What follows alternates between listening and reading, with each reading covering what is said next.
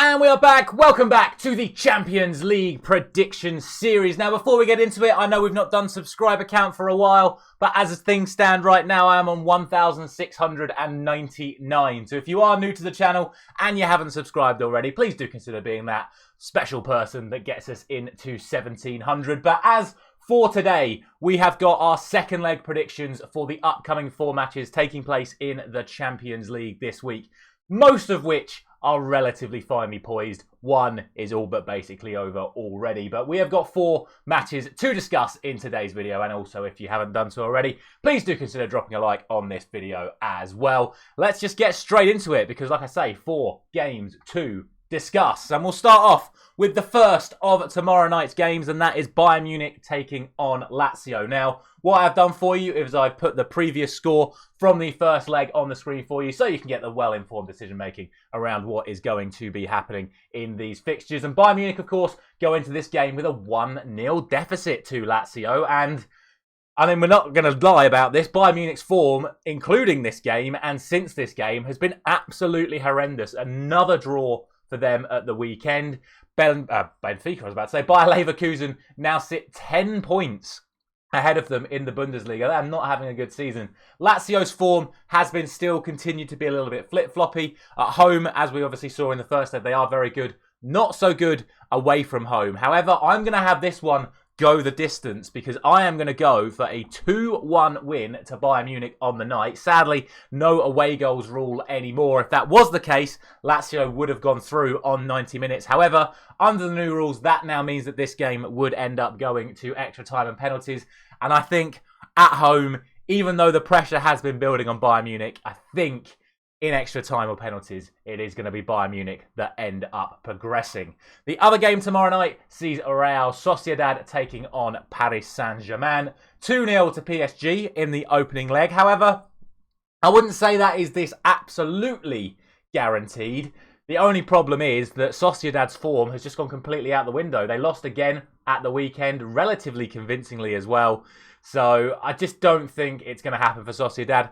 PSG, of course, this whole Mbappe thing going on at the moment where they're not picking him, then they'll pick him, but they'll sub him off early to make a point that we don't need him. It's all a little bit weird and politics and whatever at the moment. I think regardless, PSG are going to go through. Sociedad did make changes at the weekend to preserve players for this match, but in the end, I'm going to go for a 1-1 draw. Obviously, I would probably think that PSG are still favourites to win this game on the night, but I do respect Sociedad. I think they can be a good team on their day. I just don't think it's going to be anywhere near enough to see them progress. On to Wednesday, and we start off with the game that is basically all but already over. Manchester City at home to FC Copenhagen. I would expect City to make some changes, not too many, because they're obviously not going to want to get complacent because this is the Champions League and you can't get complacent at any point. But I think whatever side Manchester City do put out in this game, even if they do play like 5 or 6 of their academy players, I think it's still going to be enough to win the game. I'm just going to go for a blanket 3-0 win to Manchester City. Copenhagen, of course, more than capable of getting a goal. I don't think they're capable of getting a result. Maybe a draw if City really don't care too much about the game as a whole, but I think it would be a little bit disrespectful if City went that passive in their approach to this game. So ultimately, I think City are going to win this one fairly comfortably. 3-0 on the night, which would be a 6-1 win on aggregate. And then that brings us to the final game of this week's Champions League action, the final second leg game. It is between Real Madrid and Red Bull Leipzig. A 1-0 win to Real Madrid in the reverse fixture. A brilliant solo effort from Brahim Diaz. Jude Bellingham, of course, is now back in the running for Real Madrid. He played, well, technically, he did play the whole 90 minutes at the weekend. He was sent off after the full-time whistle. If you've not seen the controversy surrounding that, I would thoroughly recommend going and watching it. I actually think it was good refereeing. Too often do referees take extra time purely for the sake of, oh, there might be another chance. Time was up. Real Madrid took too long. They played it out wide. We were already well over time. Blows the whistle. Unfortunately for Bellingham, he ends up putting the ball in the net from the cross, but the opposition had stopped playing. He basically had a free header because it was uncontested, and he was rightfully sent off for probably over-abusing the referee. But like I say, back to this game. It is 1-0 to Real Madrid. Leipzig have been playing some good football recently. Obviously, the likes of Xavi Simons, Dani Olmo, really clicking in that midfield. I think it's going to be an open game. I said this in the first leg. I went 3-2 to Real Madrid in the first leg because I actually thought it was going to be a really open and entertaining game. I actually watched that game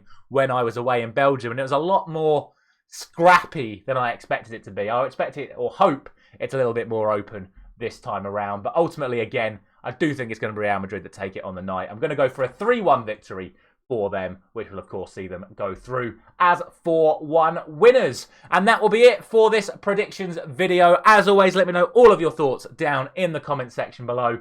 Is there going to be one big upset, or are all the big sides going to make it through? Lazio, obviously the team with the best opportunity of pulling off the shock. They have already done it once. Can they finish the job off? Thank you very much for watching as always. I'll be back on Wednesday morning, I think, this week to do my Europa League predictions. The video seems to be performing better when I post them a day early rather than on the actual day itself. So we're going to try and get the Europa League video done for you on Wednesday morning. Thank you very much for watching once again. I will see you there.